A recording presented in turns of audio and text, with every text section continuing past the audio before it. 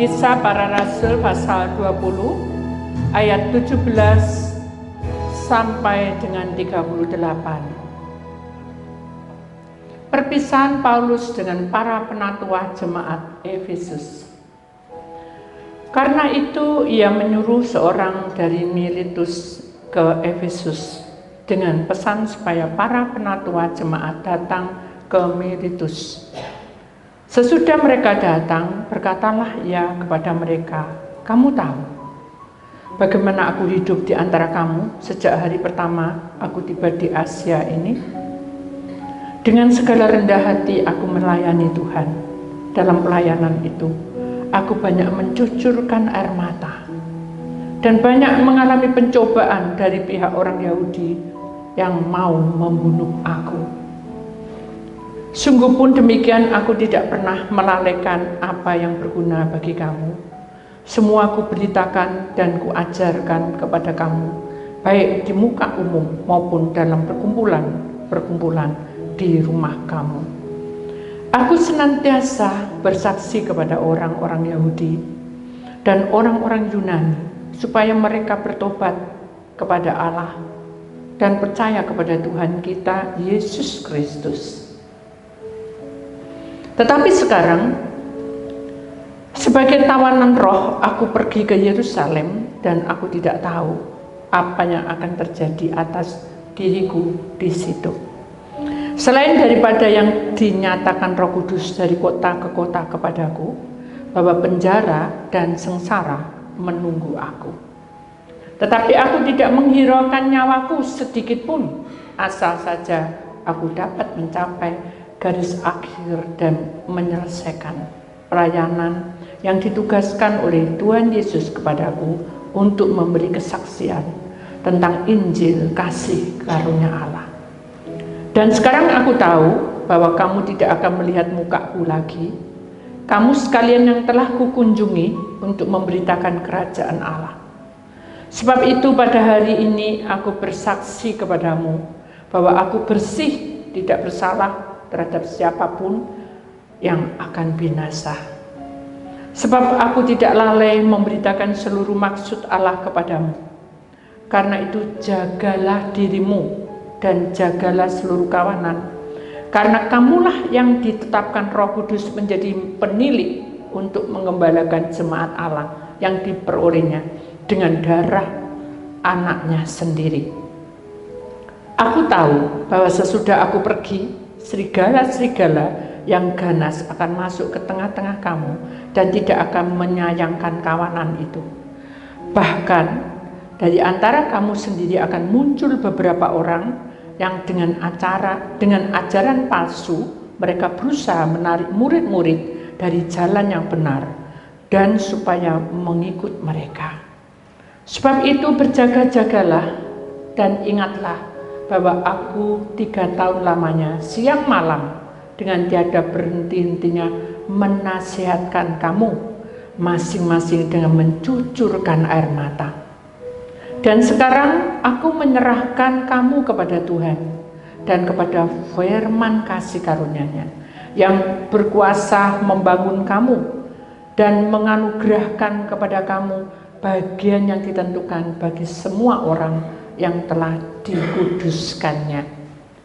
Perak atau emas atau pakaian tidak pernah aku ingini dari siapapun juga. Kamu sendiri tahu bahwa dengan tanganku sendiri aku telah bekerja untuk memenuhi keperluanku dan keperluan kawan-kawan seperjalananku. Dalam segala sesuatu telah kuberikan contoh kepada kamu bahwa dengan bekerja demikian kita harus membantu orang-orang yang lemah dan harus mengingat perkataan Tuhan Yesus, sebab ia sendiri telah mengatakan, adalah lebih berbahagia memberi daripada menerima. Sesudah mengucapkan kata-kata itu, Paulus berlutut dan berdoa bersama-sama dengan mereka semua. Maka menangislah mereka semua, terseduh-seduh, dan sambil memeluk Paulus, mereka berulang-ulang mencium dia.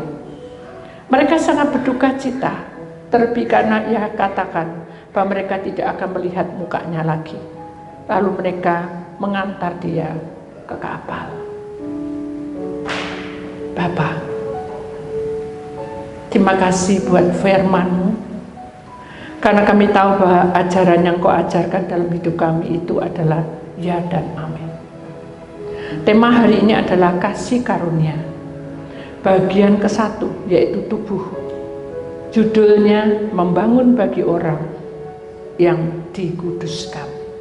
Kisah Para Rasul 20 ayat 32. Dan sekarang aku menyerahkan kamu kepada Tuhan dan kepada firman kasih karunia-Nya yang berkuasa membangun kamu dan menganugerahkan kepada kamu bagian yang ditentukan bagi semua orang yang telah dikuduskannya.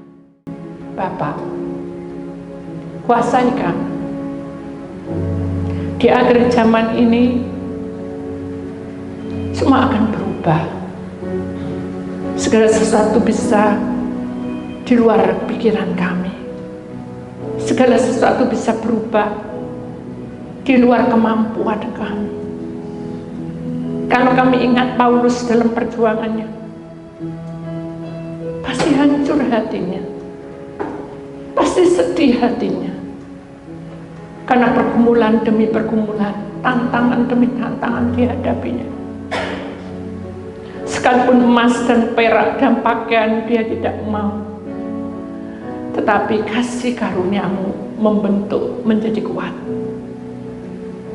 Sekiranya Engkau kuatkan kami ya Tuhan, agar kami bisa melewati badai dan tantangan ini, agar kami bisa bertahan di dalam pohon pokok anggur-Mu, agar kami tetap berpegang erat-erat di dalam kuasa-Mu, sehingga kami bisa merasakan bahwa Engkau hadir di tengah-tengah kami. Terima kasih Tuhan atas apa yang sudah Kau berikan pada kami, dan di dalam nama Tuhan Yesus, Putra Tunggal yang percaya, kita sama-sama berkata amin. Beri kemuliaan Tuhan. Shalom, silakan duduk kembali. Puji nama Tuhan. Saudara yang terkasih dalam Tuhan, kita tahu bahwa rancangan Tuhan itu ya dan amin. Tetapi kali ini Tuhan ajarkan tentang pemuritan di dalam hidup kita, saudara. Kenapa? Karena kasih karunia Tuhan itu mengatasi semua masalah kita. Kasih karunia Tuhan itu mengatasi semua persoalan kita. Kasih karunia Tuhan itu jawaban dari hidup kita. Maka itu kita akan pelajari bersama-sama, saudara, di mana pertama-tama kita bicara tentang tubuh, besok hari Rabu kita bicara tentang roh, kemudian tentang jiwa selanjutnya. Kita akan bicara tentang tubuh ya saudara. Kita sudah mendengar bagaimana di dalam Kisah Rasul 20 tadi ya, bahwa dari ayat 17 sampai 34 ya nggak salah, bagaimana perjuangan Paulus sebagai hamba. Dan kita tahu bahwa itu adalah teguran buat kita semua, bahwa setiap manusia yang mengenal Tuhan selalu mengutamakan dalam segala perkara, yaitu berserah pada Tuhan. Kadang tubuh ini saudara, ada satu tantangan ya dalam hidup kita. Kenapa? Karena apa yang kita hadapi itu tidak sesuai ya. Sebab itu apakah yang akan kita katakan tentang semua itu ya, kalau dalam sehari-hari kita menghadapi hal-hal yang mungkin membuat kita depresi, membuat kita kacau, membuat kita mulai agak sedikit down ya, karena tidak sesuai, baik itu keuangan, baik itu pelayanan, baik itu fisik tubuh kita. Karena kita tahu bahwa Tuhan itu punya rencana di atas hidup kita. Sudah 2 bulanan ini saudara, mata saya itu agak sedikit kabur. Saya pikir karena ada sesuatu aja, mungkin karena alergi ya, mungkin juga karena kurang tidur, atau mungkin karena debu ya. Tapi saya sudah berusaha tetap aja ada seperti putih-putih gitu. Terus saya bilang sama Tuhan, Tuhan, mata ini peranan utama. Saya tahu bahwa Tuhan berikan saya itu kekuatan. Kali ini fisik saya yang perlu Tuhan jamah. Karena kalau saya dengan posisi seperti ini, wajah aja kadang kalau sudah kadung gelap, maksudnya kayak ada putih-putih itu kayak enggak kelihatan mukanya. Terus saya bilang gini, kasih karuniamu itu lebih. Jadi saya tahu bahwa Tuhan pasti memberi yang terbaik untuk saya. Karena saya mau bahwa pelayanan ini kemanapun saya akan melangkah, saya siap. Tapi Tuhan tidak jawab, saudara. Suatu ketika, pada waktu hujan yang deras sekali, petir menyambar. Jujur, saya itu juga takut petir. Ya. Setiap kali ada rasa keraguan, bukan keraguan karena apa, keraguan dengan fisik saya. Iblis itu tidak inginkan kita, saudara, untuk kita jadi pemenang. Jadi suasana makin mencekam karena hujan deras sekali dan tidak ada orang. Saya bilang, Tuhan, ini jam siang tapi kok gelap banget. Dan petir menyambar-nyambar. Saya cuma bilang bahwa kasih karunia Tuhan itu yang akan menutupi hidup saya dan ketakutan saya. Saya ingat pada waktu itu pernah saya alami juga seperti ini. Tapi saya belum mengenal Tuhan. Saya pertama kali masuk ke sekolah minggu. Ya. Saya menangis dan saya ada di ujung sendiri gitu. Dan dia menangis, teriak-teriak memanggil papa dan mama. Tapi kali ini saya tidak memanggil papa dan mama. Tapi saya tahu bahwa umpama orang kita sudah dimatang dengan firman Tuhan, kita sudah tahu kebenaran Tuhan. Seperti Paulus. Paulus sudah tahu kebenaran Tuhan, tapi itu masih banyak tantangan-tantangan. Selama dia pelayanan di Asia, dia bercucuran air mata. Jadi setelah saya baca itu, saya jadi ingat bahwa saya harus bisa dewasa hadapi ini. Saya harus mampu. Saya pasti bisa. Akhirnya saya melangkahkan kaki saya, saudara, di balkon. Kumpulan, padahal itu masih siang. Saya tengadah ke atas. Kok gelap? Ini pohon-pohon itu sepertinya kayak kabut semua. Saya bingung, apa ya ini ya? Apakah ini saya mimpi itu? Masa saya ada di tempat kabut itu? Akhirnya saya berdoa di situ, Tuhan, saya serahkan. Saya tidak tahu kenapa saya harus kuat di sini. Tuhan tolong, supaya Tuhan juga ikut campur tangan. Cuma gitu aja. Saya tidak minta berhenti atau gimana. Cuma saya Tuhan ikut campur tangan. Kasih karunia Tuhan itu membentuk tubuh saya untuk berani menghadapi itu. Justru saya keluar. Justru Tuhan melangkahkan saya untuk keluar. Saat saya sudah amen, tiba-tiba ada duduk dan petir menyambar. Saya merasa teduh di situ. Kenapa? Karena saya melihat para malaikat itu mengayomi, menaungi saya dengan kepak sayapnya. Saya bisa tersenyum. Kok baik. Walaupun dengan kondisi kabur, tapi Tuhan menyertai perjalanan saya. Terima kasih Tuhan. Hanya saya masuk, karena hujan makin deras. Hanya saya begitu masuk, saya tutup kelambunya, reda sudah semua. Jadi gini saudara, orang yang memiliki kasih karunia dari Tuhan, kita tidak bisa menuntut, kita tidak bisa memaksakan diri, kita tidak bisa harus begini, nanti aku begini, aku minta aku membentuk ini, bentukku seperti ini. Tidak bisa. Tapi orang yang memiliki kasih karunia harus berserah, menyerahkan semua harapan ini pada Tuhan. Dengan jalan itulah Tuhan yang akan menuntun dan dia akan maju ke garis depan. Contohnya itu tadi, saya melangkah keluar. Bukan saya menantang, tapi Tuhan izinkan saya keluar. Karena saya bingung, kabut semua. Rumah saya penuh dengan putih-putih. Dan saya keluar juga putih-putih. Akhirnya saya berserah, Tuhan buka, kering sudah hujan. Tapi tetap aja ada kabut. Sama seperti Paulus. Walaupun dia pelayanan, tetap aja salib itu di pundaknya. Dia dengan cucuran air mata. Dia harus hadapi orang Yahudi, hadapi orang-orang yang tidak bertanggung jawab, mencemooh, bahkan mau membunuh dia. Itulah tanda bahwa untuk kita masuk dan membangun bagi orang yang kudus itu butuh kerelaan. Saya tidak bisa menentukan dan menggarisi bahwa harus begini. Itu hak Tuhan. Amin. Amin. Jadi saudara harus belajar seperti Paulus ya. Sekarang aku menyerahkan kamu kepada Tuhan. Kenapa? Karena Paulus sudah merasa tidak mampu. Bukan merasa tidak mampu terus mukarmu, tidak. Dia tetap bertanggung jawab. Tapi sebelum dia meninggalkan pelayanan itu, dia berkata, tak serahno kamu dalam pelataran Tuhan. Nah itu sih kenamawi dhamma. Dan kepada firman kasih karunia-Nya. Kenapa? Kenapa kok tidak tak serahno sama Tuhan? Kok pakai firman? Karena di dalam firman itu semua jawaban ada.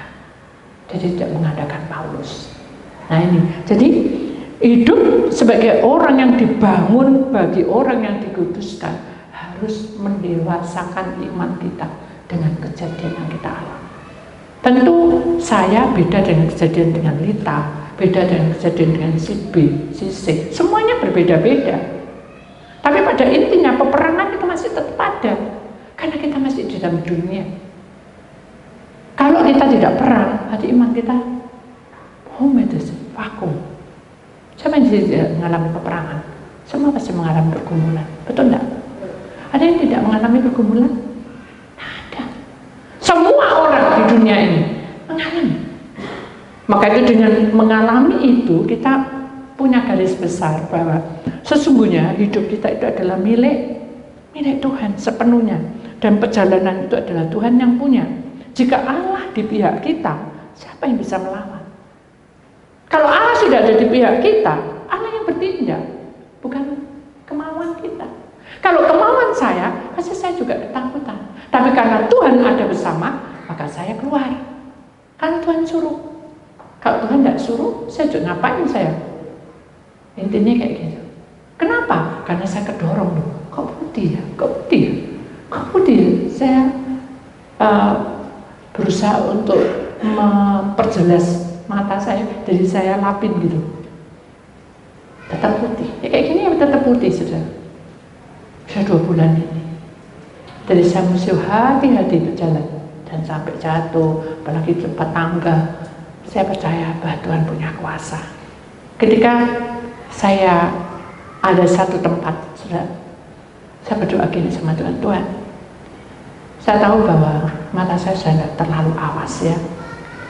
Tapi ini hari ada agak gelap. Saya mohon Tuhan atur saya. Saya tidak tahu. Gak ada loh, saudara, orang-orang yang angkat-angkat itu tidak ada semua. Ya kan? Hanya saya bingung, ya apa ini? Tuhan tuh kasih misinya, ya. Kamu berani, hambaku. Ya, kalau tidak ada, ya harus berani. Kalau gitu jalanlah. Ya udah, jalan dah. Tapi kan karena bawaan saya itu 1, 2, 3 dengan cangkrongan agak berat. Tuhan dulu kasih pengertian. Ini taruh di atas, nanti bisa. Dulu logika saya, ini bukan koper gitu. Ini logika saya, pasti melewat jatuh gitu. Karena kan tidak seimbang. Ini yang besar, ini yang kecil gitu. Tapi saya tidak mau. Kasih karunia harus belajar untuk menerima. Dan tidak boleh pakai akal. Ya udah, saya berserah. Kayak gitu. Saya taruh. Guling ya. Tapi Tuhan bilang apa? Pegangan sama tidur. Tongkatnya ditidur no. Oh ya, tak tidur no. Tidak boleh aja. Sekalipun ini lompat, ini ada lubangan, saya tidak tahu karena saya tidak awas. Cukup melompat, tapi enggak jatuh, sudah. Pegangannya erat, karena Tuhan bilang talinya dipegang, tongkatnya dipegang, kan itu ada talian yang kayak tongkat, tongkatnya dipegang, talinya dipegang. Sudah sampai, Bu, mau diangkat, ngejek, sudah. Kita mau, Tuhan tuh ya apa? Saya gitu tuh, saya bilang bersyukurlah, saya sudah sampai garis finish, saya sudah sampai di depan.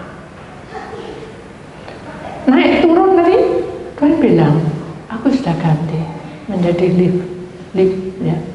Aduh, saya senang sekali. Ternyata Tuhan itu sudah sediakan semuanya. Amin. Kalau Tuhan sudah sediakan, berarti saudara, keobesitas, perkara yang besar pun Tuhan akan ikut campur tangan. Sekarang tinggal pengakuanmu kepada Tuhan, seberapa hubungan dekatmu dengan Tuhan. Amin. Amin. Mau dekat sama Tuhan? Mau dekat sama Tuhan? Apa sama Bu Titi? Kalau sama Bu Titi nanti jam 9. Ternyata jam berapa? 3. Sampai malam tiba-tiba perutku sampai kerucuk-kerucuk. Akhirnya gak paten aku, gak poso-posoan. Nah, boleh? Tidak boleh ya. Mari kita mengimaninya bahwa Tuhan atau Allah akan bertindak. Dia itu menyayangi kita. Amin. Dia menyayangi kita. Kenapa? Karena kita ini betul-betul memiliki kasih karunia. Nah, karena anak-anak kesayangan Tuhan, maka tubuh kita diberikan karunia pimpinannya. Jadi tubuh ini yang kuarpe dewek, saudara ya. Kuarpe dewek. Tuhan bilang, aku akan memimpinnya. Luar biasa, betul nggak?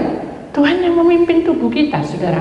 Asalkan kita mau mendengarkannya. Bagaimana, Bu, cara mendengarkannya? Apakah saya harus berdoa, puasa terus-terusan gitu? Enggak juga, saudara. Ingatlah baik-baik bahwa bagi kita semua bagaimana mungkin ya tidak mengaruniakan segala sesuatu kepada kita bersama-sama dengan Dia. Jadi gini, kalau kita itu masuk di dalam kasih karunia Allah, ya, kita akan merasakan bagaimana Allah menjaga kita, memimpin kita masuk di dalam perjuangan. Jadi bukan perjuangannya saya, bukan perjuangan si A, tapi pergumulanmu. Dia akan bersama-sama dan akan memimpin kamu sampai pada waktunya tiba. Berarti saudara harus lebih tabah menjalaninya, sabar menjalaninya. Jangan tergopoh-gopoh ya saudara. Kenapa? Karena kasih karunia Tuhan ini diberikan pada orang-orang yang rendah hati. Dengar, orang-orang yang rendah hati. Siapakah yang akan menggugat orang-orang pilihan Allah? Tidak ada. Selama kita punya kasih karunia, sekalipun iblis menggugat kita, kita tidak akan dikalahkan. Kenapa? Karena kita adalah pemenang. Kenapa? Karena itu janji Tuhan kepada kita bahwa orang-orang pilihan Allah akan menjadi pemenang dalam hidup kita. Allah yang membenarkan mereka, siapakah yang akan menghukum mereka? Gak ada. Hukuman belum berjalan. Jadi kalau sudah dikutuk-kutuk, disalah-salahi, itu bukan hukuman, tapi tantangan. Amin. Sudah dikutuk-kutuk, dikata-katai, itu bukan hukuman, bukan kutukan, tapi tantangan. Jadi itu digores dalam hati, torehlah di dalam loh hatimu. Karena kasih karunia Tuhan itu akan terjadi di saat kamu disakiti. Kasih karunia ini akan tertoreh di dalam hidupmu, di dalam langkahmu, di dalam tubuhmu ketika kamu disakiti. Amin. Jadi mari kita menyadari bahwa hidup kita adalah milik Tuhan. Selamanya tubuh kita harus dilingkupi dengan kepak sayapnya.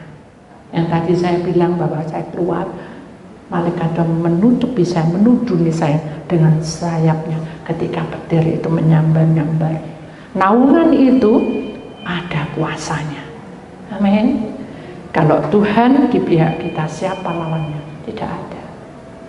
Imani saat badai bergelora bagaimanapun, kita akan bersama-sama terbang dengan Raja di atas segala raja. Siapa itu? Allah menyertai kita. Kita akan merasa apa? Tenang. Sebab homadesikenal, jiwa kita akan terbawa dengan Kristus bersama-sama. Melihat kuasanya dalam keheningan. Saya tahu keheningan. Keheningan itu adalah masa perubahan imanmu menuju kamu percaya. Masa perubahan imanmu menuju ke prioritas iman.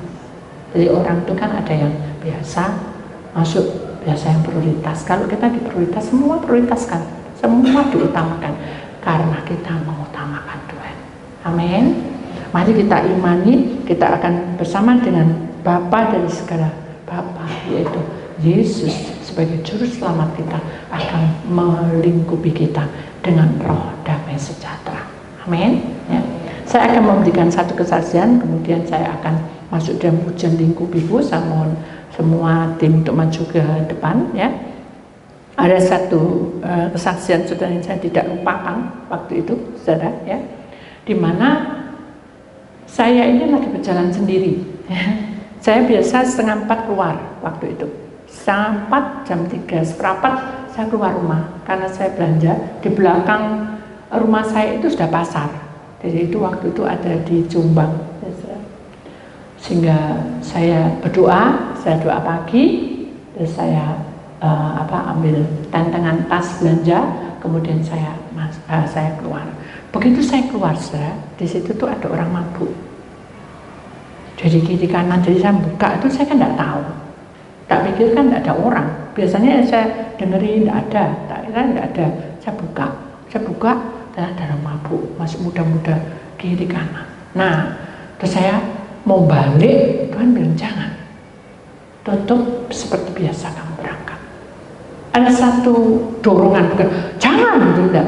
Dorongan, ada satu, bukan insting ya, ada satu gerakan yang jangan, teruskan aja kamu belanja. Ya udah, tak kancing, terus saya jalan. Saat saya berjalan berapa langkah dari jauh tuh ada orang sempoyongan, jadi 3 orang sempoyongan, terus botolnya dibuang, mabuk-mabuk.